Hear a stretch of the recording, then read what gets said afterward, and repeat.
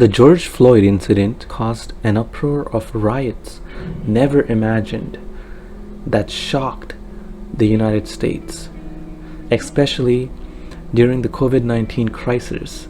Who knew such a strong backlash would have come out of this? United States had to sign a national guard to keep the riots down and assign curfews in many cities. Before we continue, please make sure to like, subscribe, and click on post notifications to get instant updates on the videos I post. Let's look at the timeline till yesterday of all the things that have happened since George Floyd's incident. On May 25th, George Floyd dies in the police custody.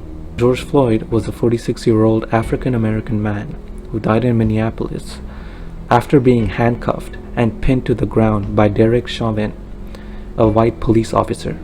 On May 26th, protests in Minneapolis begin, and the police used tear gas to bring them down. These protests led to disasters for local businesses and violence on streets. On May 27th, protests erupt in cities across the United States, including Memphis and Los Angeles. GoFundMe page was started by George Floyd's sibling to support the family. Until today, there's over $6 million raised. Please see the link in the description to donate and help the family. On May 28th, National Guard was in effect in Minnesota, and the Minneapolis mayor calls for peace and order. After a lot of violent actions from protesters, the city asked for help. On May 29th, President Trump's looting and shooting message raises tensions. President Trump ordered actions on anyone who starts looting or causing violent actions in the protests. On the same day, riots in Atlanta and New York start. Also, protests start to occur in Washington and Dallas. In addition, Trump has a phone call with George Floyd's family expressing sorrow. George Floyd's brother said that the conversation did not go well, as he did not get a chance to even speak. On May 30th, Minneapolis mayor says the protests have turned to domestic terrorism, asking for all people to stay home. A pull-up for George Floyd event has been organized by Equal Ground Education in Florida for people to drop off letters and donations for the family of George Floyd. On May 31st, protesters and police are now getting shot at and killed, with occurrences in St. Louis, Indianapolis, and Oakland. These protests have also started in London, Berlin, Toronto, Montreal, as people take to the streets to support George Floyd and go against police brutality. Celebrities are also stepping in. For example, Chrissy Teigen offered $200,000 to bail out protesters. 49ers, the NFL team, donated over $1 million to organizations who are creating change. There have also been huge spikes in coronavirus cases and deaths in Minnesota, New York, and LA County areas. Protesters are now being asked to wear masks with full face protections to protect themselves. So what are cities doing to recover from this violent protests? Curfews are being put into place in over 40 cities. Police and possible army resources will be in place blocking the streets and urging people to go home past the curfew. Local volunteers and government resources are participating in helping city clean up after protests. GoFundMe pages are being created for raising funds for local businesses to rebuild their infrastructure.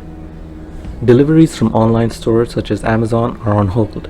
Local businesses are asked to remain closed for a period of time determined by the city, such as 10 weeks in Chicago. Cities are discussing what to do with the increase in unemployment rates, the resource costs to control protests, and the city's infrastructure repair costs. What can we learn from examples of violent protests in the past? Hong Kong protests.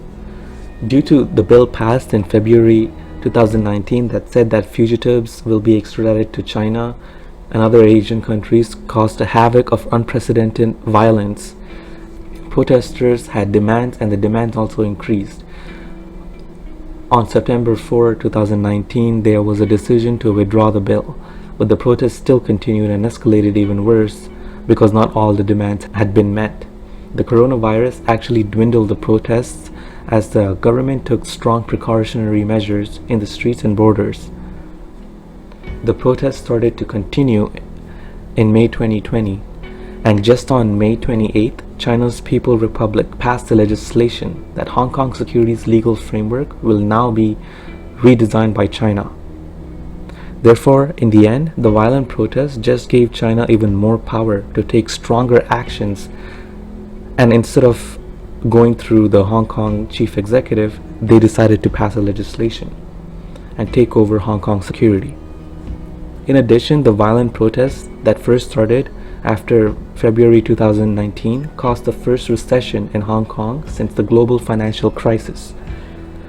The government put in place tax cuts and incentives to try to recover in the short run and increase spending in areas such as welfare, healthcare services, and facilities that could help deal with long-term issues. Another example of a violent protest was in Mumbai Dalit protests, which occurred in January 2nd and 3rd, 2018. This caused more than $40 million worth of damages in just 2 days. This protest ended in police filing a report for protesters to pay for the damages, and until today, there has been no record of payments made. In addition, the protest had no solution. This only increased security infrastructure in the city to deal with future violent protests. Another example is a protest that occurred in Chile in October 2019. This protest caused more than $300 million damages to the city's infrastructure. The president of Chile had also promised a lot of changes to help with the root cause for the protest, which was economic inequality. But when he made the decision to put the army in the streets to stop the protesters, the violence became even worse. These protests came right before the Asia-Pacific Economic Conference and the United Nations Climate Conference. The human rights and Amnesty International groups were concerned that the government took excessive force. The COVID-19 pandemic caused the protests to dwindle down. During this phase, the talks continued within the government to increase spending on social change and also gave the country to vote if they wanted a new constitution. This had 60% approval vote from the people, in hopes that the new constitution would listen to the people and improve the standard of living in Chile.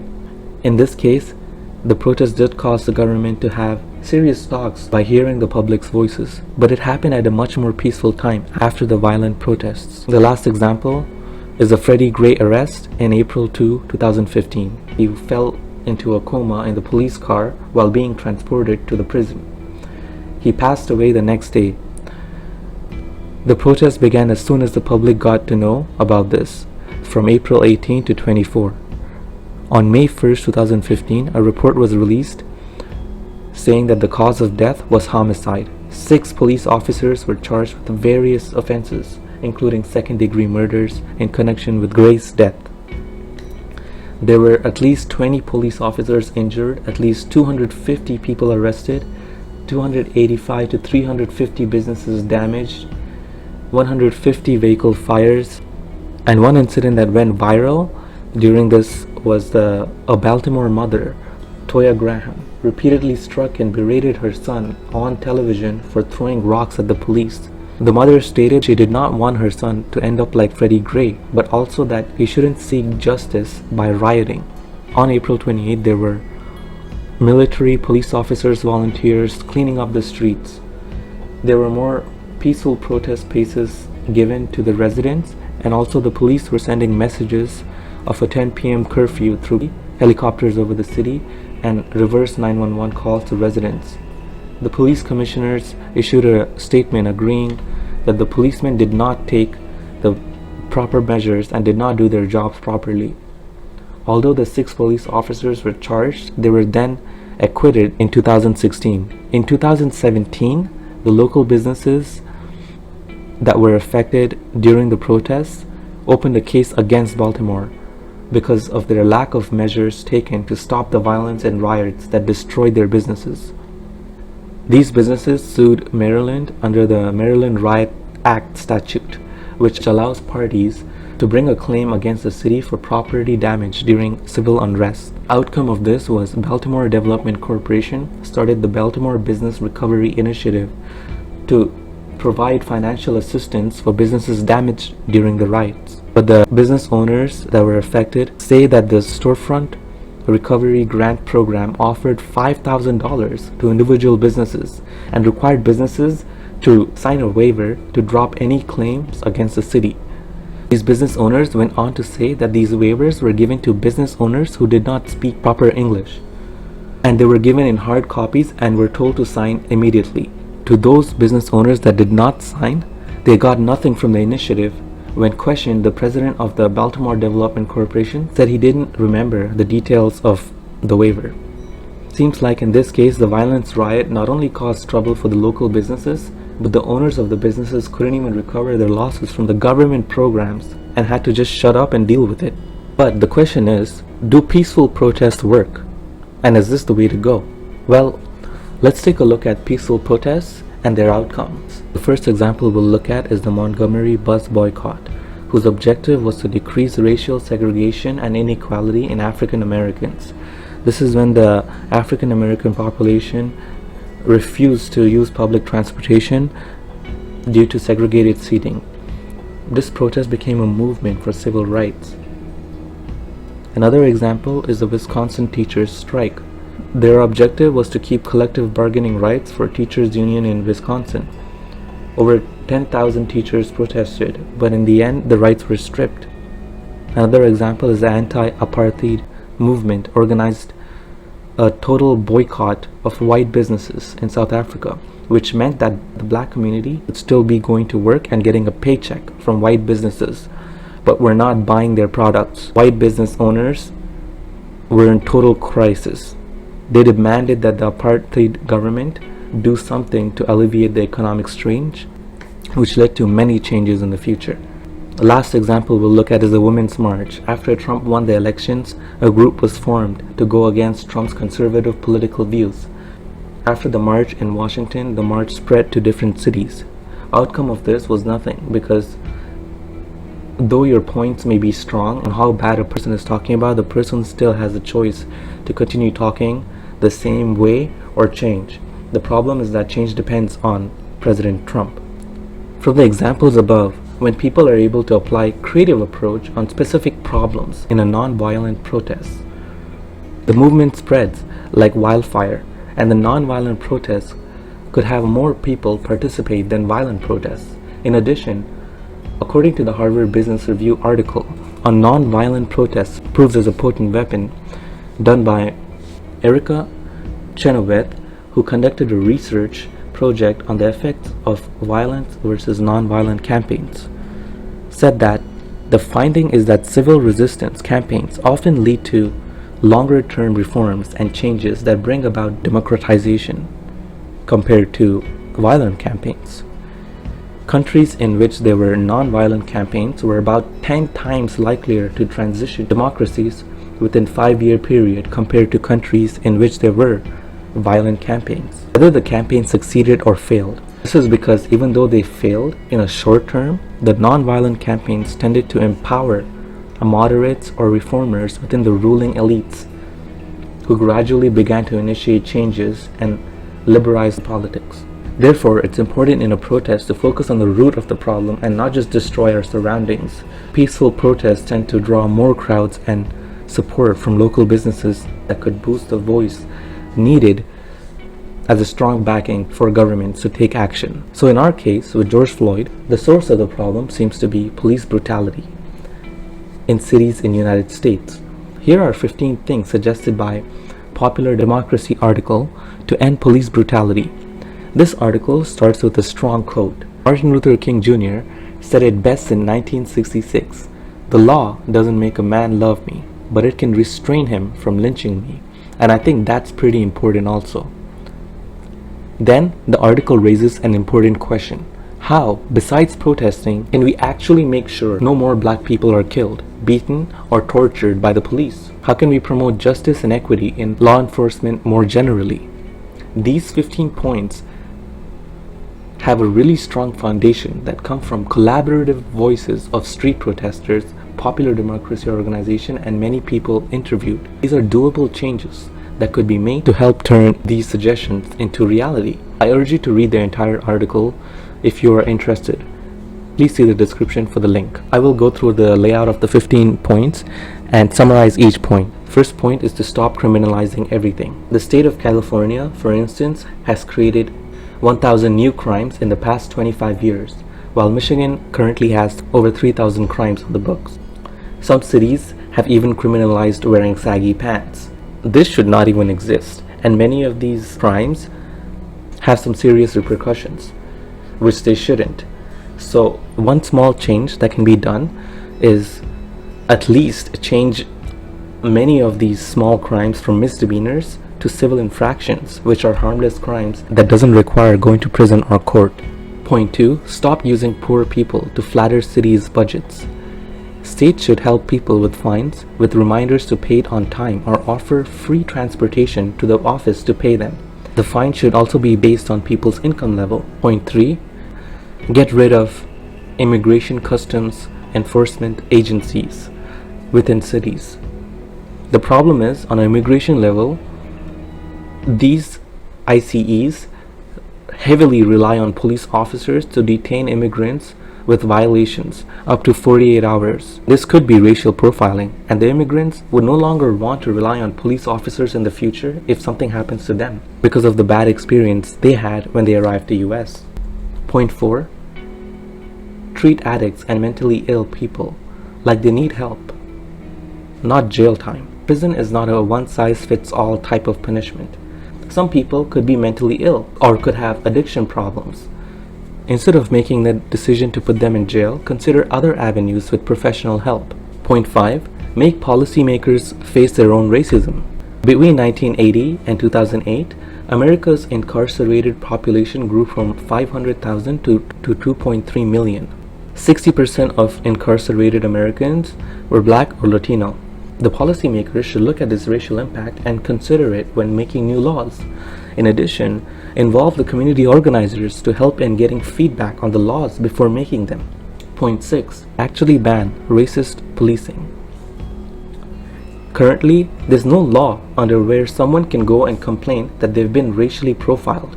The article suggests to look at avenues where people can take the police to court and say, hey, I've been racially profiled according to the law for racial profiling. Point 7, obey the Fourth Amendment. In 2013, Blacks and Latinos in Chicago were 4 times more likely to be searched during a stop than white people. To rectify the problem, the report says police should have to alert people their rights to refuse a search, much as they're required to read the arrestees their Miranda rights. This should involve better training procedures for police officers and present proof of search consent without harming the individual. Point 8, involve the community in big decisions. The article suggests that we have a democratically elected community leaders without former or current police officers, and they should be given investigative or disciplinary powers. And these communities should also have the right to voice their opinions how they should be policed. Point 9, collect data obsessively. Cities and departments need to have access to the database of police records, including officers' responsibility to put down the race, gender, time, place, and reason to help with biased opinions. Point 10, body cameras. People should have the right to use body cameras when dealing with police officers to record what is happening and use it as evidence in court. Point 11, don't let friends of police prosecute the police. Police cases should be tried by independent prosecutors, not by the district attorneys who work with them all the time. This should be done to avoid biases and taking sides of the police officers. Point 12, oversight. There's nothing in place for people to voice their opinions on police misbehaviors. There should be a committee in place that handles such complaints with access to police records to determine if further action is necessary. Point 13, no more military equipment. For the police, police should not have access to military equipments in public. This just gives them more power and possibilities of misuse. Point 14, define excessive force once and for all. A standard definition can help both the police and the people understand what excessive force means and when it's too much. Point 15, train the police to be members of the community and not just armed patrolmen. Police training on armed equipment is important, but so is the communication and behavior in a community.